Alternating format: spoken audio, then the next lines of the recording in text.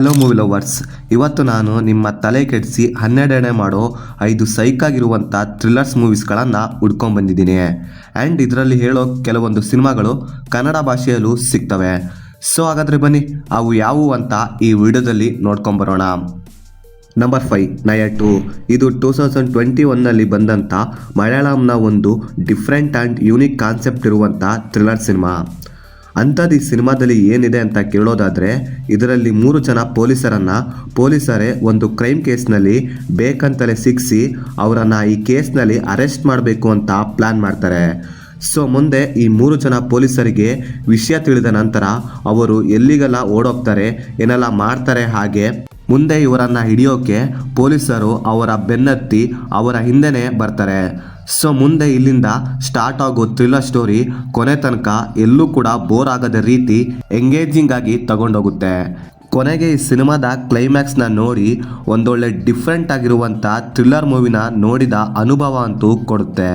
So ಆದ್ದರಿಂದ ಹೇಳ್ತಿದ್ದೀನಿ, cinema ಅಂತೂ ವರ್ತ್ ವಾಚ್ ಸಿನಿಮಾ ನೆಟ್ಫ್ಲಿಕ್ಸಲ್ಲಿ ಓನ್ಲಿ ಮಲಯಾಳಂ ಲ್ಯಾಂಗ್ವೇಜಲ್ಲಿ ನೋಡೋಕೆ ಸಿಗುತ್ತೆ. Next number 4 Anweshippin Kandethum. ಇದು ಮಲಯಾಳಂನಲ್ಲಿ 2024ನಲ್ಲಿ ಬಂದಂಥ ಒಂಥರ ಡೈನಾಮಿಕ್ ಅಂತಾರಲ್ಲ, ಆ ರೀತಿ ಇರುವಂಥ ಸೈಕೋ ಥ್ರಿಲ್ಲರ್ ಸಿನಿಮಾ.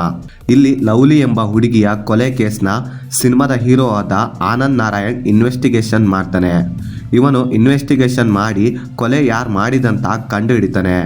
ಆದರೆ ಇವನು ಇನ್ವೆಸ್ಟಿಗೇಷನ್ ಟೈಮ್ನಲ್ಲಿ ಮಾಡಿದ ಕೆಲವೊಂದು ತಪ್ಪಿನಿಂದಾಗಿ ಇವನನ್ನು ಸಸ್ಪೆಂಡ್ ಮಾಡ್ತಾರೆ. ಸೊ ಇವನು ಇನ್ವೆಸ್ಟಿಗೇಷನ್ ಮಾಡುವಾಗ ಮಾಡಿದ ತಪ್ಪಾದರೂ ಏನು?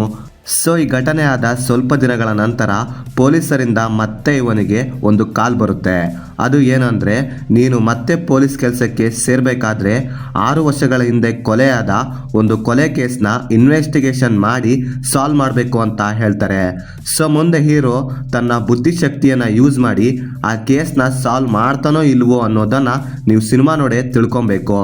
ಈ ಸಿನಿಮಾದಲ್ಲಿ ಇರುವಂಥ ಸ್ಟೋರಿ ಹೇಗಂದರೆ, ಸಿನಿಮಾದಲ್ಲಿ ಕಿಲ್ಲರ್ ಯಾರು ಅಂತ ನಮ್ಮ ಮೈಂಡ್ನಲ್ಲಿ ಥಿಂಕ್ ಮಾಡೋ ರೀತಿ ಈ ಸಿನಿಮಾದ ಸ್ಟೋರಿ ನಮ್ಮ ಮೈಂಡ್ನ ಡೈವರ್ಟ್ ಮಾಡುತ್ತೆ. ಸೊ ನೋಡಿ, ನೀವೇ ಲೆಕ್ಕ ಹಾಕಿ ಈ ಸಿನಿಮಾದ ಸ್ಟೋರಿ ಯಾವ ರೇಂಜಿಗೆ ಇದೆ ಅಂತ. ಸೊ ನನ್ನ ಕಡೆಯಿಂದ ಈ ಸಿನಿಮಾ ಹೈಲಿ ರೆಕಮೆಂಡೆಡ್. ಈ ಸಿನಿಮಾ ನೆಟ್ಫ್ಲಿಕ್ಸಲ್ಲೇ ಕನ್ನಡ ಭಾಷೆಯಲ್ಲೇ ನೋಡೋಕೆ ಸಿಗುತ್ತೆ, ಒಂದ್ಸರಿ ಟ್ರೈ ಮಾಡಿ ನೋಡಿ. Next number 3 ಎಲಾ ವಿರಾ ಪುಚಿರಾ. ಇದು 2022ಅಲ್ಲಿ ಬಂದಂಥ ಮಲಯಾಳಂನ ಒಂದು ಮಿಸ್ಟ್ರಿ ಥ್ರಿಲ್ಲರ್ ಸಿನಿಮಾ. ಸೀರಿಯಸ್ಲಿ ಹೇಳ್ತೀನಿ, ರೀಸೆಂಟ್ ಟೈಮ್ನಲ್ಲಿ ನಾನು ನೋಡಿದ ಒನ್ ಆಫ್ ದಿ ಬೆಸ್ಟ್ ಅದ್ಭುತವಾದಂಥ ಥ್ರಿಲ್ಲರ್ ಸಿನಿಮಾ. ಏನಕ್ಕೆ ಈ ರೀತಿ ಹೇಳ್ತಿದ್ದೀನಿ ಅಂದರೆ, ಈ ಸಿನಿಮಾದಲ್ಲಿ ಇರುವಂಥ ಸ್ಟೋರಿ ಆ ರೀತಿ ಇದೆ. ಅಂಥದ್ದು ಈ ಸಿನಿಮಾದಲ್ಲಿ ಏನಿದೆ ಅಂತ ಕೇಳೋದಾದರೆ, ಇಲ್ಲಿ ಇಬ್ಬರು ಪೊಲೀಸ್ ಆಫೀಸರ್ ಕೇರಳದ ಬೆಟ್ಟದ ಮೇಲೆ ಇರೋ ಒಂದು ಸಣ್ಣ ವೈರ್ಲೆಸ್ ಪೊಲೀಸ್ ಸ್ಟೇಷನಲ್ಲಿ ಕೆಲಸ ಮಾಡ್ತಾ ಇರ್ತಾರೆ. ಹೀಗಿರುವಾಗ ಅವರ ಕಂಟ್ರೋಲಲ್ಲಿರೋ ಒಂದು ಏರಿಯಾದಲ್ಲಿ ಒಂದು ಕೊಲೆ ಆಗುತ್ತೆ. ಅಂದರೆ ಕೊಲೆ ಅಲ್ಲ, ಅದು ನಾರ್ಮಲ್ ಕೊಲೆ ಮೊದಲೇ ಅಲ್ಲ. ಕೊಲೆಯಾದ ವ್ಯಕ್ತಿಯ ದೇಹವನ್ನು ಕತ್ತರಿಸಿ ಎಲ್ಲಂದರಲ್ಲಿ ಬಿಸಾಡಿರ್ತಾರೆ. ಸೊ ಮುಂದೆ ಇದನ್ನೆಲ್ಲ ನೋಡಿದ ಇವರಿಬ್ಬರು ಈ ಕೇಸ್ನ ಸಾಲ್ವ್ ಮಾಡಲೇಬೇಕು ಅಂತ ನಿಲ್ತಾರೆ. ಸೊ ಕೊನೆಗೆ ಆ ಕೊಲೆಯಾದ ವ್ಯಕ್ತಿನ ಹಾಗೆ ಕೊಲೆ ಮಾಡಿದ ವ್ಯಕ್ತಿಯನ್ನು ಇವರು ಕಂಡು ಹಿಡಿತಾರೋ ಇಲ್ವೋ ಅನ್ನೋದನ್ನು ನೀವು ಸಿನಿಮಾ ನೋಡೇ ತಿಳ್ಕೊಬೇಕು. ಸಿನಿಮಾದ ಸ್ಟೋರಿ ಸ್ಲೋ ಆಗಿ ಸ್ಟಾರ್ಟ್ ಆಗುತ್ತೆ. ಒಂದ್ಸರಿ ತನ್ನ ಮೇನ್ ಸ್ಟೋರಿ ಕಡೆ ಬಂದಾಗ ಇದರ ಸ್ಟೋರಿ ಅಲ್ಲಿಂದ ಬರುವಂಥ ಅನ್ಎಕ್ಸ್ಪೆಕ್ಟೆಡ್ ಟ್ವಿಸ್ಟ್ಗಳು ಹಾಗೆ ಒಂದರ ಹಿಂದೆ ಬರುವಂಥ ಥ್ರಿಲ್ಲಿಂಗ್ ಸೀನ್ಸ್ಗಳನ್ನು ನೋಡಿ ಮೈಂಡ್ ಅಂತೂ ಶಾಕ್ ಆಗೋಗುತ್ತೆ. ಇನ್ನೊಂದು ಈ ಸಿನಿಮಾದ ಮೇನ್ ಹೈಲೈಟ್ ಏನಂದರೆ ಇದರ climax. What A writing! Shock ಆಗ್ತಿರೋ ಗುರು, ಈ ಕ್ಲೈಮ್ಯಾಕ್ಸ್ನ ನೋಡಿ. ಹೈ ರೇಂಜಿಗಿರುತ್ತೆ ಇದರ ಕ್ಲೈಮ್ಯಾಕ್ಸ್. ಎಕ್ಸ್ಪೆಕ್ಟ್ ಕೂಡ ಮಾಡಿರೋದಿಲ್ಲ, ಆ ರೇಂಜಿಗಿರುತ್ತೆ ಇದರ ಕ್ಲೈಮ್ಯಾಕ್ಸ್. ಸೊ ನೀವೇನಾದರೂ ಈ ಸಿನಿಮಾನ ಇದುವರೆಗೂ ನೋಡಿಲ್ಲ ಅಂದರೆ ಸಿನಿಮಾ ಅಮೆಝಾನ್ ಪ್ರೈಮ್ನಲ್ಲಿ ನೋಡೋಕೆ ಸಿಗುತ್ತೆ, ಓನ್ಲಿ ಮಲಯಾಳಂ ಲ್ಯಾಂಗ್ವೇಜಲ್ಲಿ. Number 2 Kannur squad. ಇದು 2023ಅಲ್ಲಿ ಮಲಯಾಳಂನಲ್ಲಿ ಬಂದಂಥ my favourite investigation thriller cinema. ಇನ್ನು ಈ ಸಿನಿಮಾದ ಸ್ಟೋರಿ ಏನಂದರೆ, ಕನ್ನೂರ್ ಸ್ಕ್ವಾಡ್ನಲ್ಲಿ 4 ಜನ ಪೊಲೀಸ್ ಆಫೀಸರ್ ಇರ್ತಾರೆ.